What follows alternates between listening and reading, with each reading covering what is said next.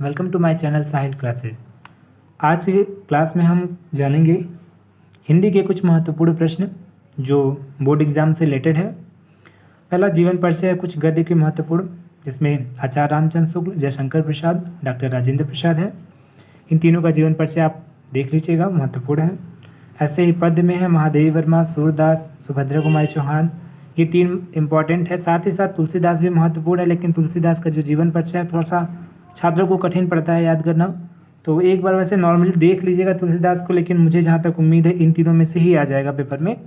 और अगर इन तीनों में से भी नहीं आता है तो तुलसीदास तो जरूर आएंगे। ये चार अगर आप तैयार कर लेते हैं तो मुझे उम्मीद है कि आप पद का एक भी जीवन परिचय छोड़ नहीं सकते, मतलब एक आएगा आप कर ले जाएंगे। उसके बाद 3 श्लोक लिखने के लिए आएगा, आप लिखने के लिए एक ही आएगा लेकिन आप 3 श्लोक तैयार कर लेंगे। 3 श्लोक आप सोच रहे होंगे क्यों कह रहे हैं सर, जब लिखने के लिए एक आएगा। तो कभी कभी ऐसा होता है कि पद्य का जो पोर्शन रहता है उसमें दो ऑप्शन में करके श्लोक दे देते हैं कि दोनों में से किसी एक का अनुवाद कीजिए। तो कभी ऐसा भी हो सकता है 2 श्लोक उसी में आ जाए तो आपको तीसरा श्लोक लिखना पड़ेगा, क्योंकि आपको वही श्लोक लिखना है जो पेपर में नहीं आया होगा। तो 3 याद करेंगे तो मुझे उम्मीद है कि आपका श्लोक वाला क्वेश्चन छूटेगा नहीं। अगला है मातृभूमि के लिए खंडकाव्य का सारांश लिखिए। इसमें या तो आप ये कर सकते हैं, इसके अलावा एक क्वेश्चन और बन सकता है कि मातृभूमि के लिए खंडकाव्य में चंद्रशेखर आज़ाद का चारित्र्य चित्रण कीजिए। तो ये अगर नहीं आता है तो वो आगे इन दोनों क्वेश्चन में ही हमेशा आते रहते हैं। दोनों क्वेश्चन कभी कभी ऐसा होता है दोनों आ जाते हैं, तो ये दोनों इंपॉर्टेंट है। ये जैसा क्वेश्चन है जो आपको फ्री फंड का है, ऐसे पहले से पता है, ऐसे पेपर होता है ना आउट पेपर हो जाता है, उस तरीके से क्वेश्चन भी है मातृभूमि के लिए खंडकाव्य। अगला है संस्कृत खंड के कुछ महत्वपूर्ण गद्यांश हैं। से पहला है वाराणसी सुविख्याता प्राचीना नगरी ... इमी बहु प्रशंसन्ति। ऐसे अगला है एशिया नगरी भारतीय संस्कृति ... कारिता। अगला है इयम नगरी विविध धर्माणाम ... केन मियते। तो ये तीनों आपको लग रहा होगा कि सर वाराणसी का ही दिए हैं, तो आपको बता दूं कि वाराणसी हो गया, देशभक्त चंद्रशेखर हो गया, वीर वीर पूज्यते हो गया, ये तीनों चैप्टर जो है ना बहुत ही इंपॉर्टेंट है, बहुत ही महत्वपूर्ण है। इन्हीं तीनों में से ही आता है।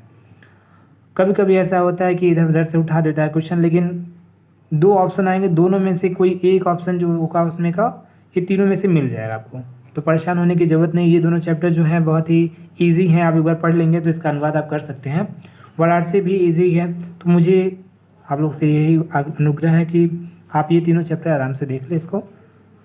अगला संस्कृत खंड के लिए कुछ महत्वपूर्ण पद्यांश, और पद्यांश में जो आएगा उसमें कौन कौन सा आएगा, तो एक जीवन सूत्राणी करके है।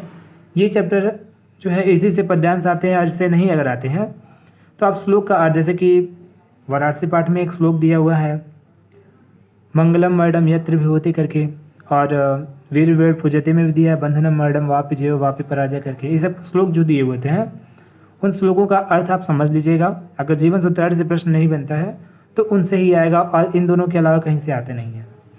कुछ महत्वपूर्ण निबंध है जो आपके लिए मैं लाया हूँ।